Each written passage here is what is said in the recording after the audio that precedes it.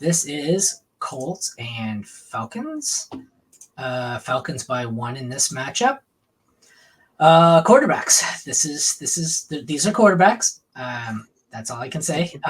12th best matchup for Minshew. 19th best matchup for Heineke. I have Ritter on the graphic, but I think it's officially Heineke now, right? Yeah, it is. Is it? I don't. They change it every fucking day.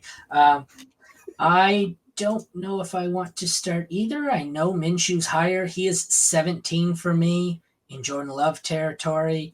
Heineke's down at 22, and that feels too high.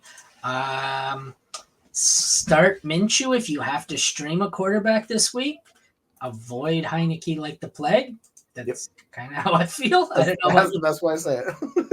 Like, at least we've seen some upside with Minshew. Like last week, he had 23 fantasy points. Like, that's pretty good. Heineke, Ritter, these guys are just severely limited with the offense, and they're not good quarterbacks. So you have that double dipping effect where it's not going to work out for them. Running backs. This may be the scariest one on the board for me. 4th best matchup for Bijan, who doesn't get used at all. 3rd worst matchup for Jonathan Taylor, who gets used but is coming off an injury. So I have Jonathan Taylor at 6, Bijan Robinson at 7, and that scares the shit out of me because these could be the 1 and the 2, well, the 2 and the 3 on the week. We won't pass Christian McCaffrey. Or they could be 34 and 35 on the weekend. There's no in between because one is coming off an injury and one is playing with a coach who's a moron. So 6 and 7 for me, they're absolute must starts, but they could absolutely blow up in your face because of, injury or stupidity. So I don't know. What do you think?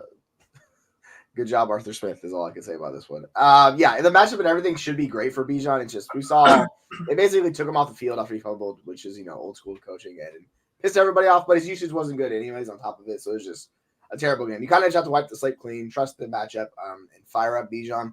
Jonathan Taylor seems like he's finally healthy, ready to go, and Zach Moss is dealing with an injury, so he has no competition this week. So I am anticipating him to be a bell cow, but with the variance factor of it might just not happen because of both these running backs.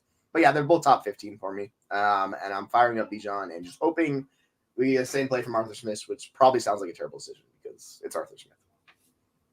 I'm trying to find the next player on my list here, and I don't know if I have him listed as out or if I'm just suddenly illiterate, but I can't find Michael Pittman. It says he's in my lineup. Where's Michael Pittman? Oh, it's probably because he's doing that.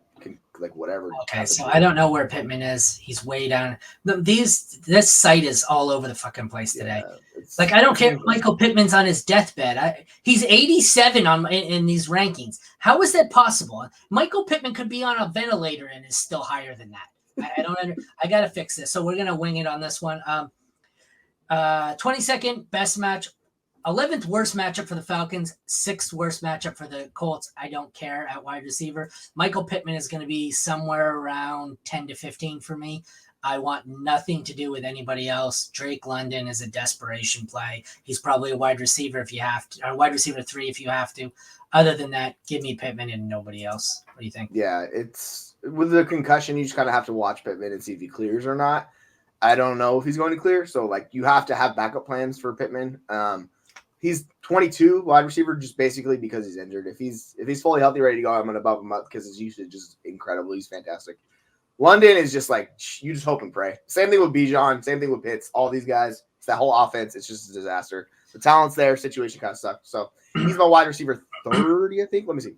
He is wide receiver 36, and it just shows you what you're just doing with him. You know the risk that you play him. So there's upside. There's also a 0-4 bagel. So you have to make that decision. Tight end, 10th best matchup for the Colts, 12th best matchup for the Falcons. I want no part of Kyler Granson or whoever the Colts play. Kyle Pitts is my tight end 18 this week, so I also want no part of him unless you're absolutely desperate.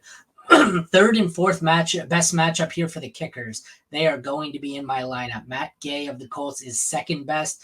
Younghoe Koo of the Falcons is 9th best. They are both absolute must starts this week. The defenses, 12th best matchup for the Colts, who I am absolutely firing up. 16th best matchup for the Falcons, who are a little more wishy-washy for me. I have the Colts at 15, and that's going to significantly change. They are going up to 8. Colts at 8, and the Falcons are going to be at 20. Don't really want to play the Falcons. I would love to play the Colts, though. So I don't want either tight end. I want both kickers, and I'd love to play the Colts DST. They are a great streamer. What do you think? 100% with you. Like, I much prefer the Colts defense between the two. And yeah, the kickers, like, I'm on board. We're rolling with both of them. So if you have them, just put them in your lineup and expect fantasy points. And the tight ends, don't touch them. Do not play them. Like, that's just